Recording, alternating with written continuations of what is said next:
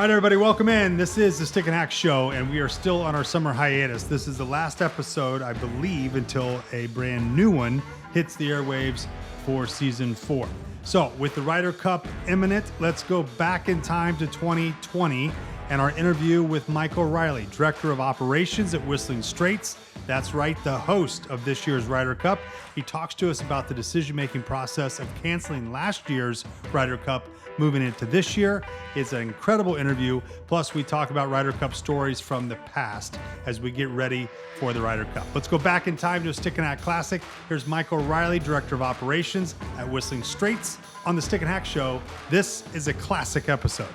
And somebody who is very close to that event, now we bring in our guest, Mike Riley here. Mike O'Reilly, apologies. Mike O'Reilly for the Stick and Hack Show. Mike, we bring you into the program talking about the Ryder Cup, and you have a very close relationship with the Ryder Cup. First of all, welcome in to the show. Good to see you.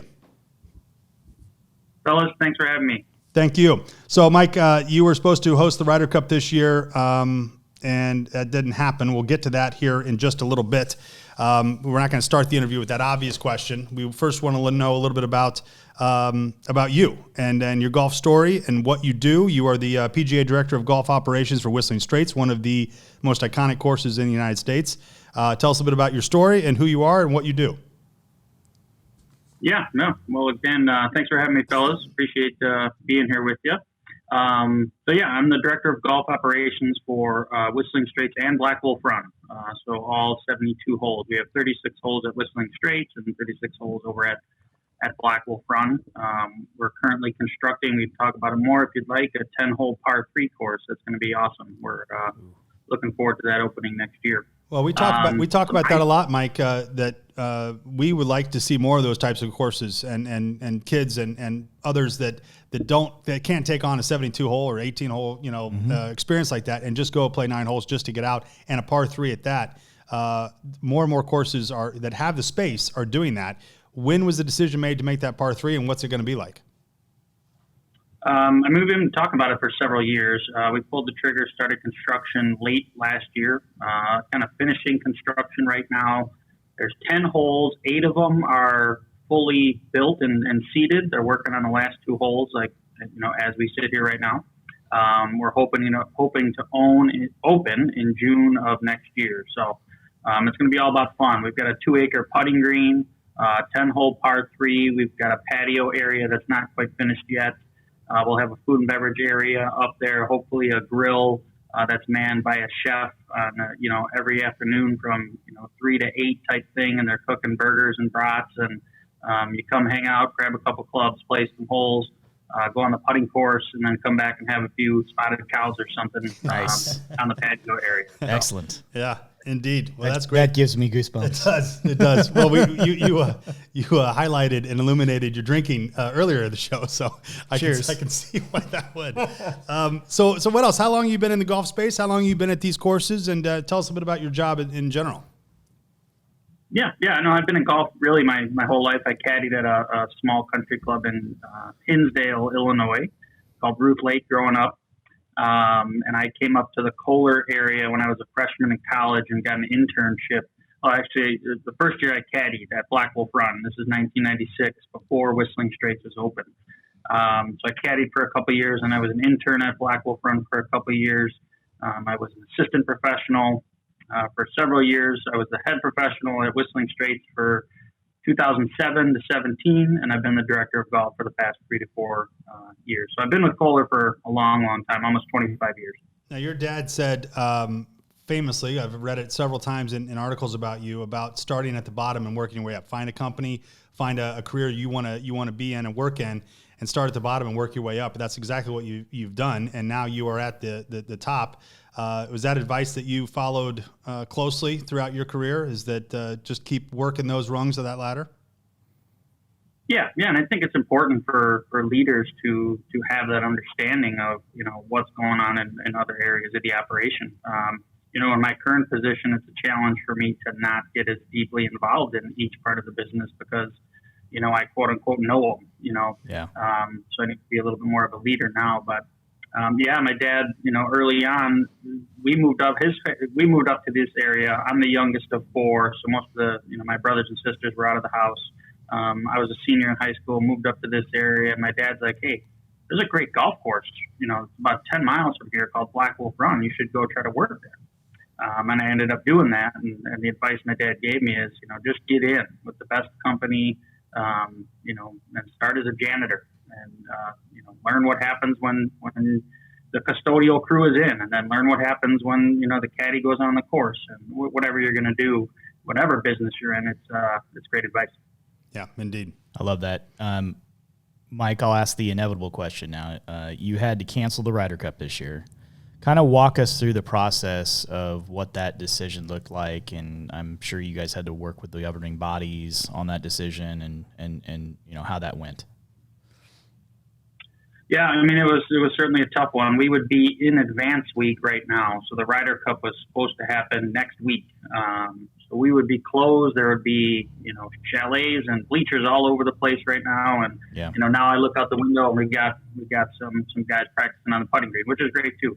But the decision was difficult. As you mentioned, there's a lot of governing bodies, a lot of large organizations involved. You had the PGA Tour, PGA of America, Ryder Cup Europe, NBC, Sky Sports, Kohler Company. Everyone needed to be aligned on what it was going to look like if we hosted or if we didn't host, if we were postponed, what happens with the President's Cup for next year. So it took some time, but all the organizations worked very well together.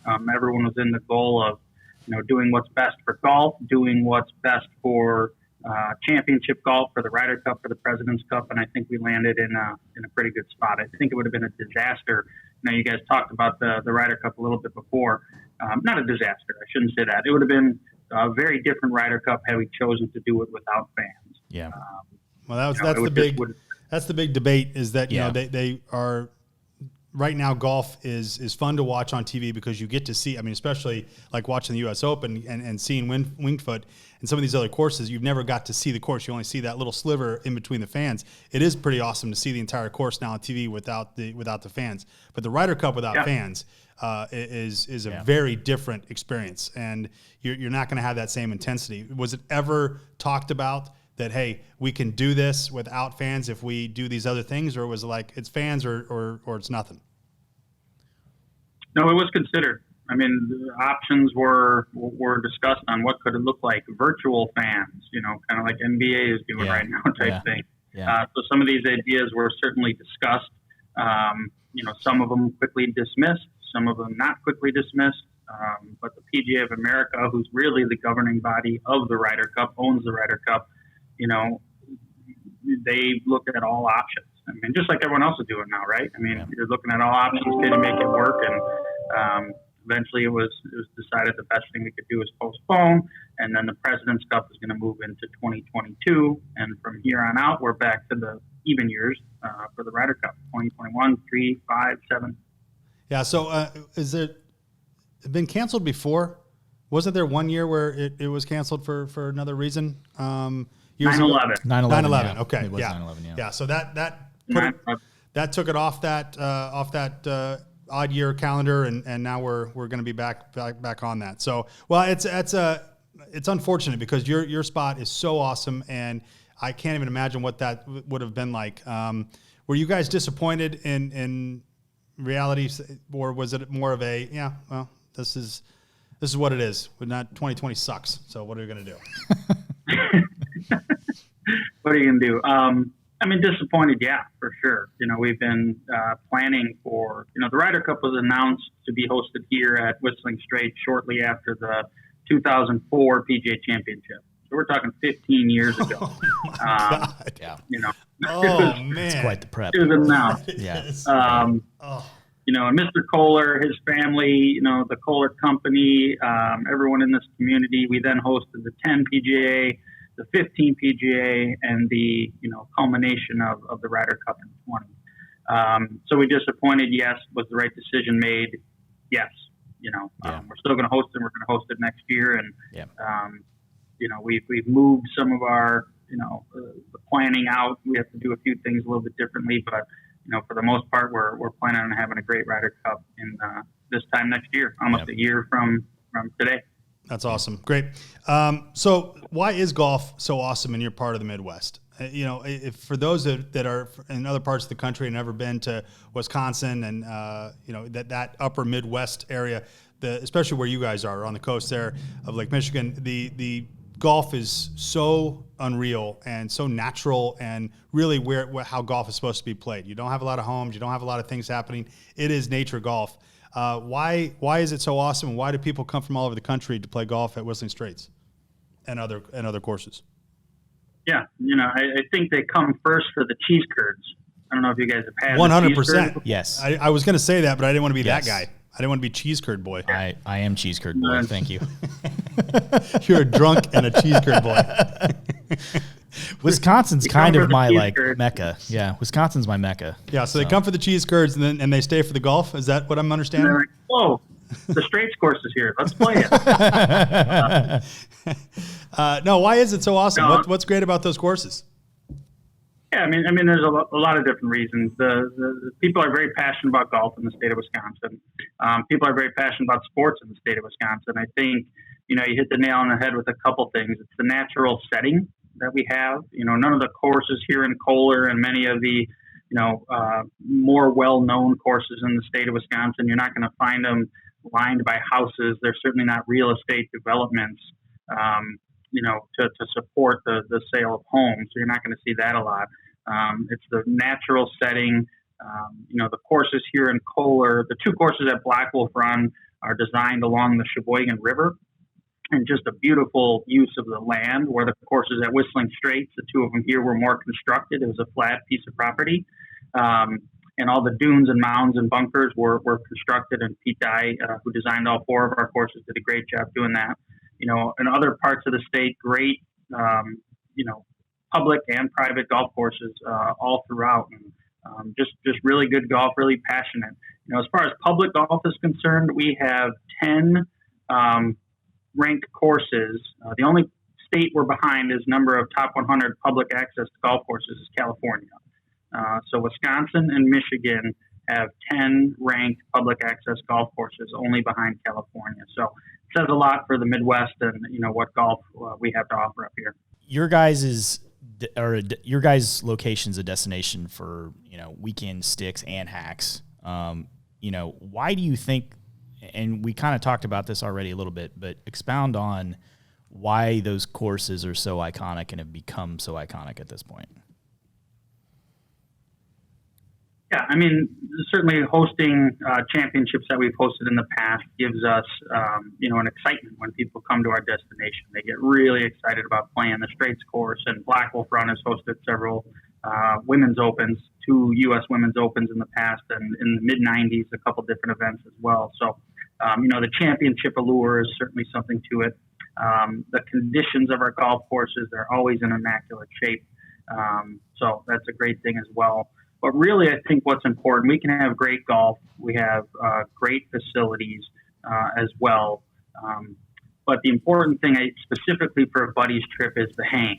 You want to have a good place to hang. Great golf is critical. Great hotel room is critical, whether it be a lodge or wherever you're staying.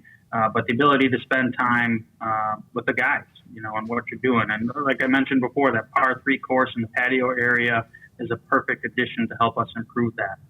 We have an indoor swing studio that has a patio as well with a fire pit, a place to hang. Nice. So we're looking to keep adding those things to the destination and who we are. Well, and that's kind of where Stick and Hack lives too, is that the community and the connection and the friendship and the bonding and all that stuff is more important sometimes than the golf. The golf is there, and it's a vehicle. Yeah, it's a vehicle. Yeah. But the friends that you go on these trips with, sometimes these groups of people, they don't see each other than that one trip every year. They come from all over the country and they meet somewhere and they catch up in 8 minutes. How are you doing? Good. How's life? Fine. And then boom, let's it's just like we saw each other yesterday. To have that area for the hang and for just the camaraderie and the community is very important. Golf is almost secondary, but your area does bring a lot of those groups. So what's your favorite thing, and what do you love most about the groups of people that hang and come play golf there and spend 3 or 4 days, except for their bar tab at the end? What do you love about them as groups of people? We like the bar tabs from a business standpoint. Yeah, it's not the most important thing to us, but it's up there though. I bet it's top 3. It's important. that F&B budget, baby. That's gotta be high. Yes. But no, you get a lot of groups there, so you probably see all kinds. What's your favorite thing?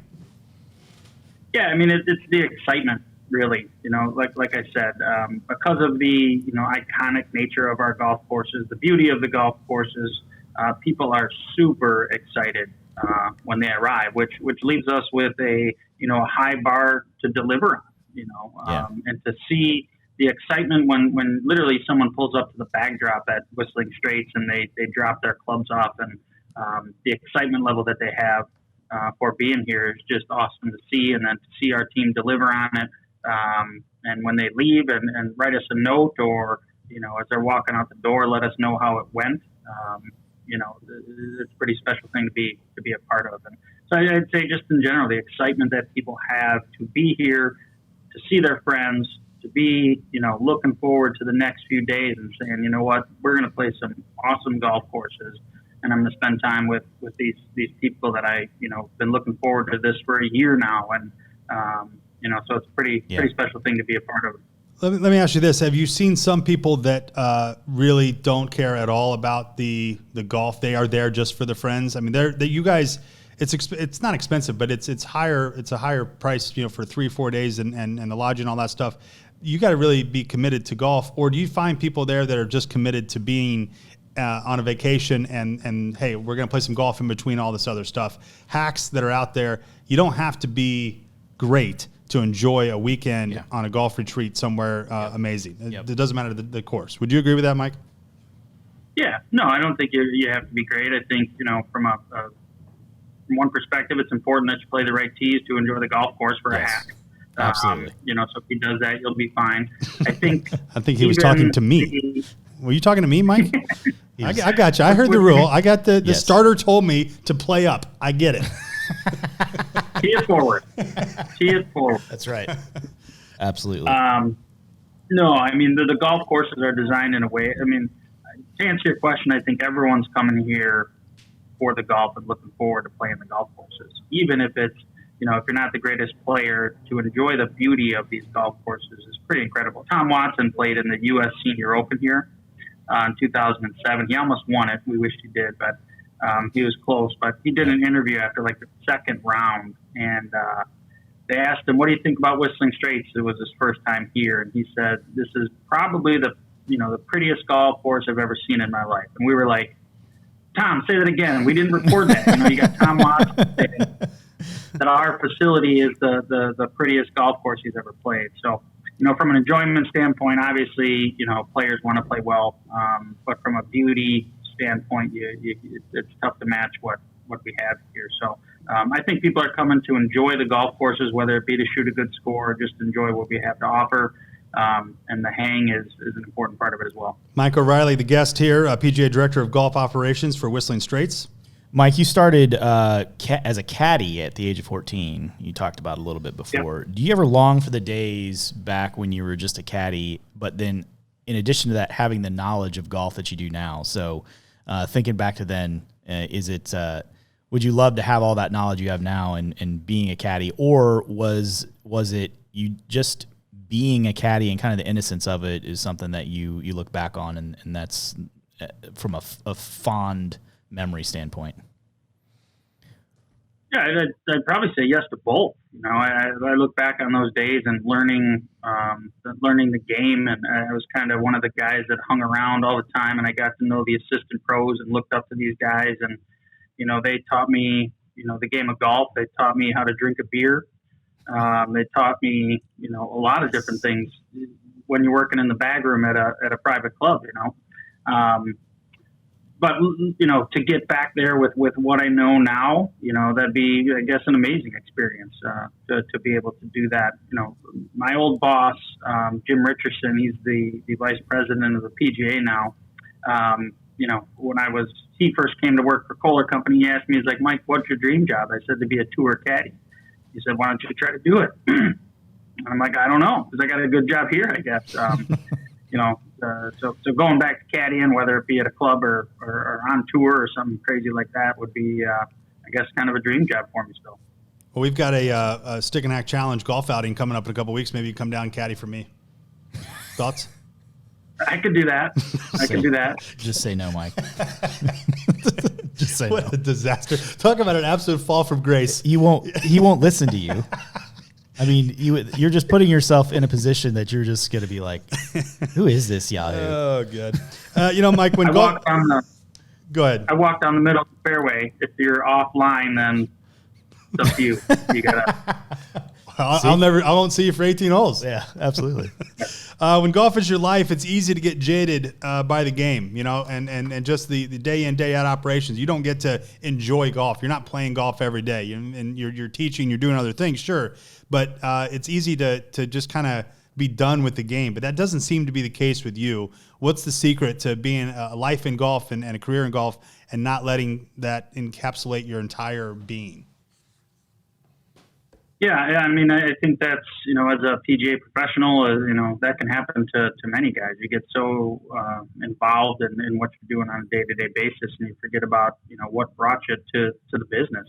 I encourage our staff. I encourage myself, I guess, to get out and play as much as possible, to make that a priority, to play in a few events a year, not only to be, keep my game somewhat sharp, although it's not that sharp right now, but to keep it somewhat sharp. I think it's important, as PGA professionals, that we represent that brand by playing golf. Susie Whaley, the current president of the PGA of America, says it all the time. You got to get out and play, guys. We got to represent our brand and who we are, and not be guys who play 4 or 5 rounds a year. You got to be out playing golf. So I think that's important, to keep my passion in the game.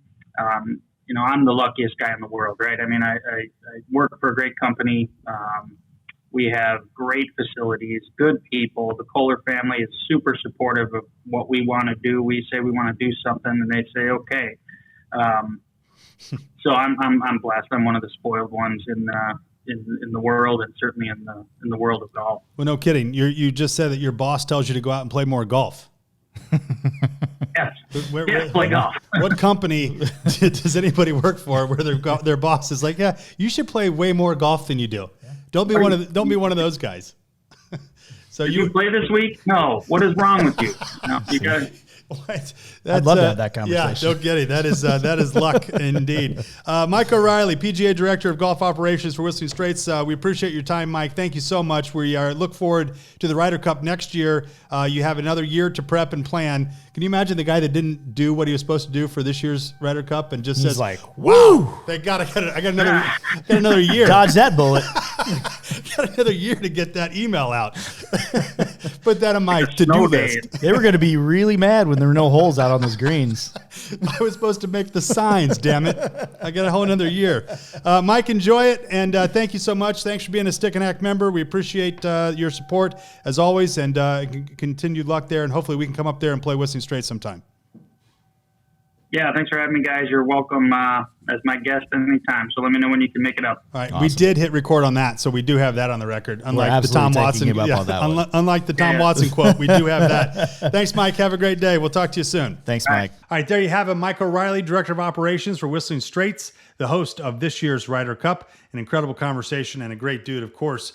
He had so much going on last year when they canceled it. I can't even imagine what he had going on this year. That was, in fact, a look back to a year ago almost to that interview as we look back at season 2 there of the Stick and Hack Classic episodes. The next one that we showcase to you should be a new one, if my math's correct.